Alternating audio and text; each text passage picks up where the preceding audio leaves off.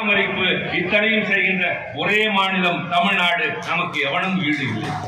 இதற்கெல்லாம் முன்னோடி கலைஞர், இதற்கெல்லாம் ஆரம்பம் அறிஞர் அண்ணா, இதற்கெல்லாம் அடித்தளம் தந்தை பெரியார். நான் இங்கே நன்றி பெருக்கோடு தான் பேசுகிறேன்.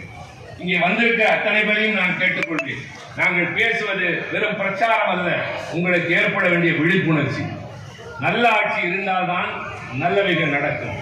காவலன் கண் விழித்திருந்தால் கல்வனின் பயம். தேவைகளை நீங்களே நிறைவேற்றிக் கொள்கிற காலம் வருகின்ற வரை உங்களுடைய தேவைகளை அரசாங்கம் செய்கிறது. இப்படிப்பட்ட ஒரு அரசு இன்றைக்கு நடைபெறுகிறது என்றால் அது அண்ணா உருவாக்கிய கட்சி, கலைஞர் வழிநடத்திய கட்சி, இன்றைக்கு தளபதி அண்ணன் ஸ்டாலின் வழிநடத்துகிற கட்சி. ஆக இந்த 3 நாள் நிகழ்ச்சியிலே முதல் நாள் நிகழ்ச்சி நீண்ட நாட்களுக்கு பின்னால் நான் இங்கே, அதுவும் குறிப்பாக நீண்ட நாட்களுக்கு முன்னாலே நான் சில நாட்களுக்கு முன்னால் கூட வந்து துணை பொதுச் செயலாளர் பொறுப்பேற்று தம்பி சந்திரசேகரின் அன்பான அழைப்பு ஏற்று வந்திருக்கிறேன். சில காரணங்களினால் மாற்றி வைக்கலாம் என்ற போது இல்லை, முடியாது என்று மறுத்தால் அது நல்லதுதான்.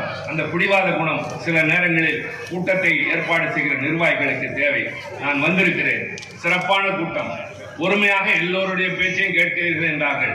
அதை விட வேறு என்ன வேலை இருக்க முடியும்? எல்லோரும் அழகாக பேசினார்கள், அடுக்கடுக்கான ஆதாரங்களை எடுத்து வைத்தார்கள், கலைஞர் மீது புகழ் மாறி பொழிந்தார்கள். இதை கேட்டு உட்கார்ந்திருப்பதை விட இன்றைய மாலை பொழுது வேறு வகையில செலவழித்திருந்தால் அது மகிழ்ச்சியாக இருந்திருக்காது என்ற மனநிறைவோடு நான் உட்கார்ந்திருந்தேன். எல்லோரும் பேசினார்கள், பல முன்னோடிகள் பேச முடியாமல் இருந்தார்கள். தம்பி எல்லோரையும் கௌரவித்ததை பார்த்து நான் பரவசப்பட்டுக் கொண்டிருந்தேன். முறையாக நிகழ்ச்சி ஏற்பாடு செய்திருக்கிறார் என்று செல்லபாண்டியன் என்னோடு வந்தார்.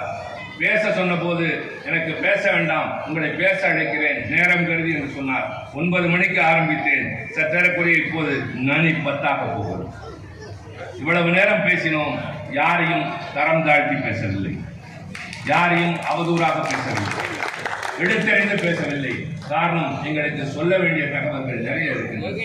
எங்கள் தலைவர்களின் பெருமைகள், எங்கள் இயக்கத்தின் சாதனைகள், நாங்கள் தீட்டுகிற திட்டங்கள், அதன் மூலமாக தமிழ்நாடு உயர்ந்திருக்கிறது. இதை சொல்ல வக்கற்ற வழியற்றவர்கள் தான் ஏச்சையும் ஏளனத்தையும் தங்கள் கருவியாக வைத்திருப்பார்கள். ஆனால் எங்களை பொறுத்தவரை சொல்வதற்கும் நிறைய இருக்கிறது, செய்ததும் நிறைய, செய்து கொண்டிருப்பதும் நிறைய, இன்னும் செய்ய வேண்டியதும் நிறைய. ஆக அது செய்ய வேண்டியது, எதிர்காலத்தில் உங்கள் பிள்ளைகள் நல்ல வாழ வேண்டியது, இதெல்லாம் உங்களுடைய பொறுப்பு என்பதை உணர்கிற போது இந்த நாட்டில் உங்களுக்கு ஏற்ற இயக்கம், நாடாளுவதற்கும் நம்மை காப்பதற்கும் சரியான இயக்கம் திமுகவை தவிர எதுவும் இல்லை என்ற முடிவுக்கு மக்கள் வந்தார்கள்.